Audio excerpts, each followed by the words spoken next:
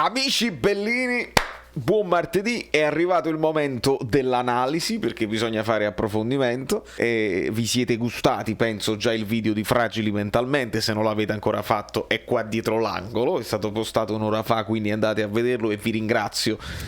per chi già l'ha visto, già l'ha commentato, ha lasciato like, lo sta condividendo con gli amici, ci tengo moltissimo. Ma questa è un'analisi dove per la prima volta, non per la prima volta perché le abbiamo fatte, ma specialmente questa volta io devo fare delle riflessioni e devo fare anche delle tiratine d'orecchie a Gattuso, indegnamente, perché non sono nessuno, lui è un allenatore di Serie A. Cominciamo. È letteralmente immarcabile. Se la vede Gattuso. Allora, amici miei, voi lo vedete il taccuino dove io mi scrivo le cose, insomma, mi volevo segnare tutte le cose. Cioè, guardate quanto è pieno di roba. 3 cose, dopodiché ho smesso di scrivere, ho scritto semplicemente K2 bene, difesa 4-4-2, Ciuchi di testa, perché questo è quello che è successo nel primo tempo.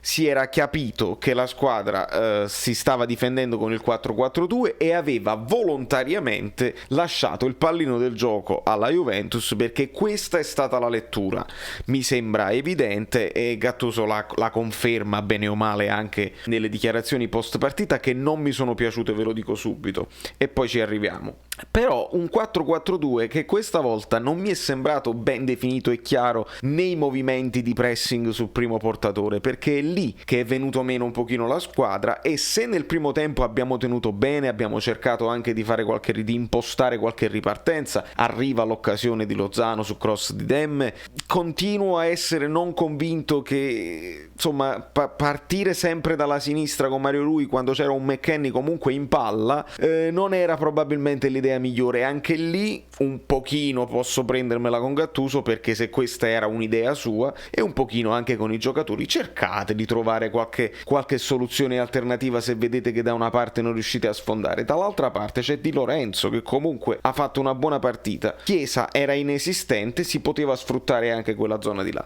Quindi questo è il primo appunto che faccio. Dopodiché, quando si va nel secondo tempo, la Juventus prende più campo, noi ci abbassiamo sempre di più, quindi un po' di paura. Avevate paura i pagliacci? Si è visto che praticamente ci siamo un pochino abbassati troppo col baricentro e quindi gli abbiamo dato campo. Nel momento in cui fai male il primo pressing e quindi io mi autorimando alla live che abbiamo fatto post partita ieri, dove nei commenti, mentre mi confrontavo con voi, mi arriva l'immagine chiara di quella che è stata la partita, perché mi sentivo male a vedere il 4-4-2 dove però Petagna non veniva affiancato da Zielinski, ma una volta da Demme, una volta da Insigne, una volta da Lozano. Se vedo questo disequilibrio nel 4-4-2 della difesa, della fase di non possesso, ecco che tutto si sfilaccia e tutto viene a mancare, perché quando avvengono le imbucate tu sei ben coperto se tieni le due linee da 4, come era ben coperta la Juve con le due linee da 4. È facile, la lettura è facilissima. Quindi nel momento in cui Zielinski ti viene a mancare un pochino perché non resta bello alto, forse un po' anche per indicazione di Gattuso, questo non lo sapremo perché le domande che fanno i giornalisti sono sempre poca roba e non si parla mai di tattica, purtroppo, ma me lo chiedo io, è stato Gattuso a dire a Zielinski di stare più dietro e di fare alternare il primo pressing insieme a Petagna? Se è così è stato un errore, perché non siamo stati bravi a chiudere le linee di passaggio e spesso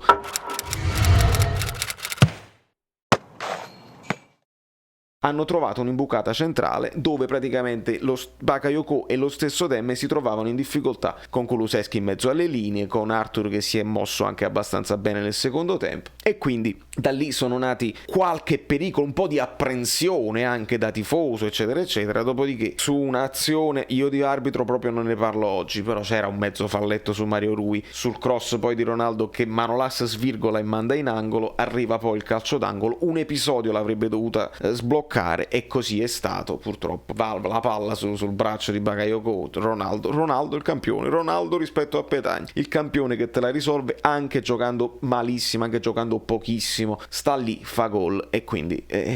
bene loro, più bravi loro di noi. Noi abbiamo avuto ancora un'occasione poi clamorosa con Lozano verso lo scadere, non mi sto dimenticando del rigore di Insigne, ma ci arriviamo perché dobbiamo passare alla lavagnetta. Insomma,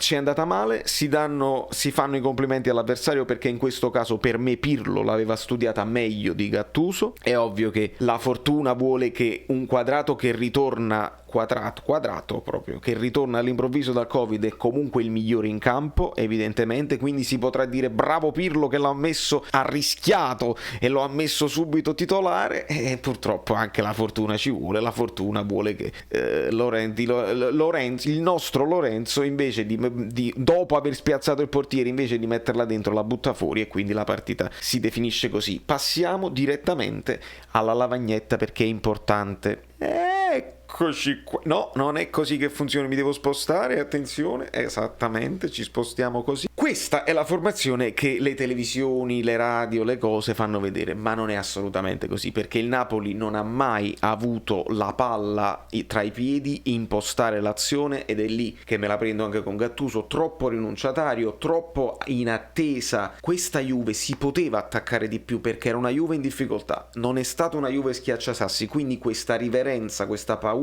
dei contropiedi della Juve forse è stata un po' troppo prudente, Non era questa la formazione, ma la formazione è presto detto così, ovviamente così, il solito discorso del 4-1-4-1, che però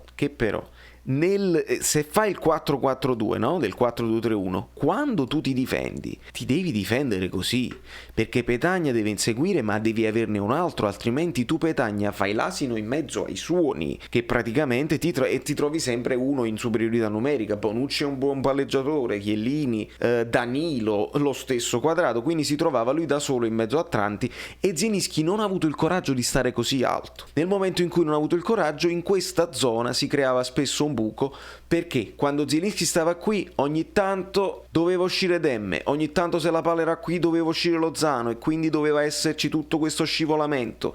Questo ha creato un po' di problematiche nel secondo tempo, dove la Juventus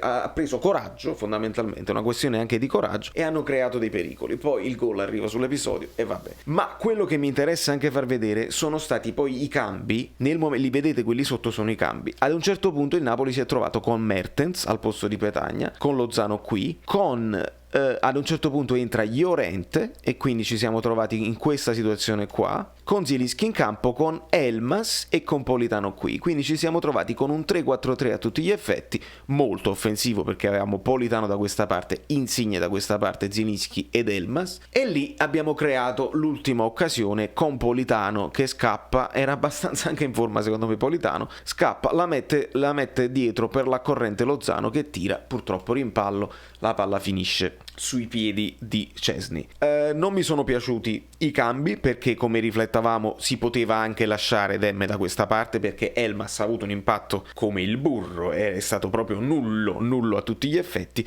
E mi piace anche dire che ho ascoltato l'editoriale di Chiarello. Se ieri è vero che me la sono presa un pochino troppo anche in maniera tranciante con le idee di Chiarello eccetera eccetera, oggi mi è sembrato un pochino più equilibrato, mi è sembrato che abbiamo visto la sesta partita, al di là del voto che ha dato a Koulibaly 5, non me lo spiego perché Koulibaly è stato uno dei migliori, però ho capito dove voleva sottolineare le cose, e anche quel mezzo sfogo che ho fatto per il Ghost Rider ci siamo poi chiariti in privato, ovviamente non è quello. Il mio discorso è quando dei giornalisti fanno delle considerazioni non basandole sulla prestazione effettiva della partita. Quando il Napoli è inferiore all'avversario e sbaglia, non dico sbaglia l'approccio, ma sbaglia il modo in cui vuole affrontare la partita, l'idea della partita, si possono dare le colpe a Gattuso. Gattuso out è una stronzata, però le colpe a Gattuso per questa partita si possono dare, e non mi è piaciuto nemmeno che lui abbia citato il campo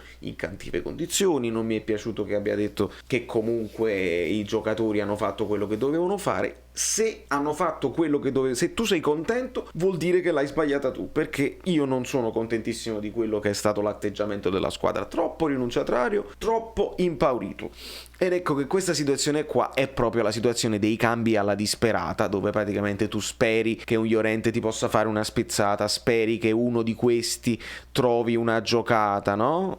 sono tutti in grado di risolverla con una giocata, e poi sei rimasto con questo Elmas che è veramente poca roba. Menzioni speciali non do voti perché non mi sembra il caso, ma comunque Di Lorenzo si è comportato abbastanza bene, Manolas abbastanza male, Koulibaly fondamentalmente mi è piaciuto, Mario Rui ha fatto quello che ha potuto, comunque aveva una brutta gatta da pelare con Quadrado su questa zona qua con McKennie. Insigne non ha giocato benissimo nel secondo tempo, specialmente se ne è sceso moltissimo, c'è la macchia del rigore, ma non prendiamocela tranciantemente con Insigne perché altrimenti questi già sono fragili mentalmente, li finiamo di ammazzare, i rigori si sbagliano, va bene così. Zielinski è quello che mi è venuto più o meno, più di tutti, anche di Bakayoko, più di Demme comunque mi è sembrato uno dei più positivi. Petagna ha fatto quello che ha potuto, Mertens ha il merito di essersi preso il rigore, Lozano forse il migliore dei nostri, ancora il più in forma, crea dei pericoli e andava sicuramente servito di più, qualche lancio si può fare, se non arriva l'imbucata prova a cercare una seconda palla, qualche lancio dietro la difesa, perché si poteva fare, perché questa Juventus non è una Juventus fortissima, si poteva aggredire e si poteva gestire la palla in maniera diversa, con un po' anche cercare un pochino il dominio, il famoso tiki-taka che alla gente non piace, si poteva fare oggi, perché loro non ti sarebbero venuti a prendere troppo alti, non lo facevano, e quindi oggi si poteva fare. Quindi quando mi venite a dire Gattuso, l'idea, il passare all'indietro eccetera eccetera, non sempre è una cosa negativa. Oggi abbiamo aspettato e ci è andata male, perché loro hanno preso campo, hanno preso fiducia e l'hanno risolta con un episodio, perché queste partite bloccate si risolvono anche con un episodio, come spesso avviene. Da New York, Valerio Fluido è tutto, grazie per l'ascolto, più tardi forse andremo live sulle altre piattaforme, seguite tutto, sapete tutto come fare, oramai siete espertissimi e voi non siete fragili mentalmente, io ogni tanto sì.